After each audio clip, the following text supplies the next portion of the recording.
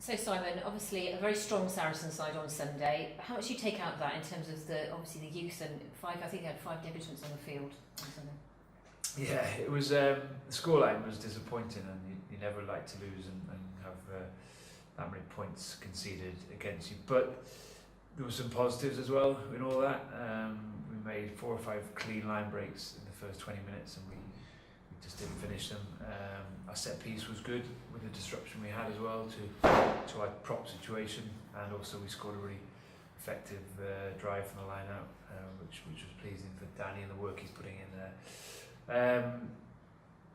You go to a team like Sarries with some of the youngsters we got, and you go there with an open mind, but I thought we stood up really well to them at times. They got a bit of momentum, and they got quick ball from us sometimes, and just a bit of personnel really. Some youngsters playing their first games at that intensity and that level. It's going to be a big ask to go there and be really competitive, but I thought at times we were.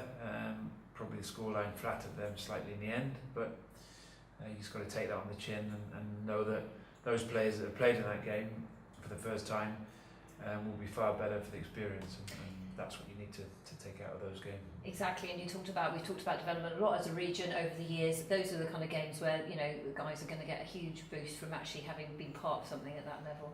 Yeah, it's the LV Cup for us is very important in terms of exposing those players and building the depth in the squad. And some of the players we saw in Saracen, some of the players we saw out here against the Dragons haven't been in our environment that long, but it's important that we build the depth of the squad, especially this time of year where we're losing a lot of players to international rugby, and those call-ups are great for the individuals, but it does compromise our preparation for now what is a really busy period, going away to Connacht and going away to Leinster and Claremont over the next 3 weeks. So it's important that we build depth to the squad, and some players will come through and really stand up, and you'll be able to say they're ready for the next level, and others will need a little bit more time and development.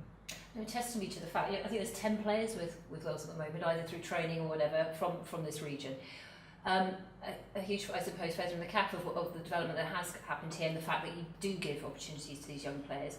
But how does it affect that continuity? You've obviously been quite disrupted with that many players out now. I think certain positions you get compromised in, and you wouldn't like to pick up too many more injuries in certain positions. But we know that the fixtures are laid out long before the season, so we know that we've got this period to deal with. We know that if we're playing well, we're going to get a lot of players called up. Plus you get a couple of injuries, then you're going to get a few more called up, and it's not ideal, but it's something we just got to deal with, and hope that disruption doesn't compromise our performance too much. We had a great result and performance last time out in the Pro 12 against Ulster here, and our challenge is for a similar group that played in that game to go to Connacht and repeat that sort of performance, and that's what we'll need when we go to places like Connacht to get results. How much will players like Rob Evans, Rodri Jones, Samson Lee, Jordan Williams, we could go on in terms of young players, in terms of that experience? You think about the longevity they've been with Wales, in with the national setup, it's a sort of different level of intensity again. How much can the regions take from them having that time and experience as well later on in the campaign? Yeah, I think it's great. They get to draw on those experiences as they mature and as the season goes on. It's some players will get thrown in a little bit early maybe, and we've had to do that as well this year in certain positions where we've been a bit light, and on the whole the players have really responded, and you find out a lot about players in those circumstances as well, and we've done that this year with a number of players in certain positions. So I think it's a good thing. It's good for their development, but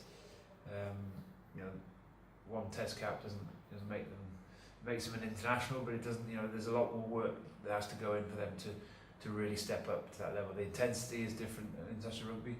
We're trying to improve the intensity here in terms of the Pro 12 and Heineken and the LV, giving players the ability to step up to that next level, and hopefully we're doing that not only in our game time but also in our training. And if they can make that transition seamlessly, and there isn't too much of that step up in intensity, then it bodes well for us and also for the national side, but when the players come back as well. It's obviously right in the middle of the season, busy time for you, some big games coming up, but also behind the scenes, a lot of work going on in terms of retaining players and recruitment as well. You're happy with that, how that's progressing, and hopefully there'll be some positive news for the region in the next couple of weeks? Yeah, really happy. You know, we're obviously dealt with the blow of losing John, and unfortunately these things happen. We've got to move on. We've actively looking to retain players that are in our system already. And hopefully, you know, we'll be able to get 5 or 6 of those players across the line in the next week, and then also looking for that recruitment from outside to fill positions where we feel we need to strengthen the next year. And I believe we're far further down the line now than we've ever been. The board in particular and the chairman have been really proactive in releasing those funds early to us this year and making sure that we have our best opportunity to not only retain the players we want to retain, but also recruit the players we want to recruit in the positions we need. And that's you know, has a massive impact on knowing early what we can do and how much available funds we have to go after certain players. And that's been a real positive for me this year. We haven't always had that, and that hasn't always been an easy situation to deal with, and we've been late into the market, and therefore you end up not being able to find players that you really want. And I'm not, you know, that's not an ideal situation, but we're in a far stronger position at the moment, and I feel really encouraged by not only the ones that have committed to retain here and stay here for longer periods, but also hopefully get some recruitment across the line as well in the next couple of weeks. Okay, brilliant. A couple of big away games now, starting in Connaught. Tell us what you're to expect out on Saturday, apart from the conditions. Yeah, we've trained today, and it's been sunny, it's been raining, it's been windy, and it's been perfect Connaught conditions really, because you don't know what to expect, what's coming off the Atlantic in Galway. We had a good result out there last year, and we got not only the result but also 5 points. Now, going to Connaught isn't easy, it never is, and I think you've seen a number of sides come up unstuck there over the last few years, but they've also pushed Saracens very close in the Heineken a month or so ago.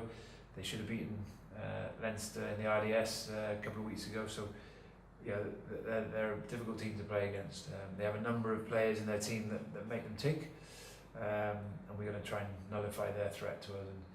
And you know, we're capable of, if we produce the sort of rugby we produced out here against Ulster and continue on from that, then you know, it's well within our capabilities to go out there and get a result. And these are the games where last year saw us into the top 4, winning away in Connaught, winning in Munster, winning in Edinburgh and Glasgow. Those trips that in previous seasons have been tricky for us. Last year we did well away from home, and you know, Connaught away this weekend is a game that is tricky, but it's a game where we're capable of winning, but we have to get a lot of things right in our game to do that. And as I say, hopefully we can train well in some poor conditions, and then we'll go out to Connaught and it'll be sunshine and no rain or wind at all, and we'll have a good day at the office. And just looking ahead as well, the next 2 home games, just getting our home support away at Claremont, Heineken Cup, and then the Ospreys. I mean, it's a massive few weeks for you, isn't it, really, as a squad and coaching setup? It's huge, yeah.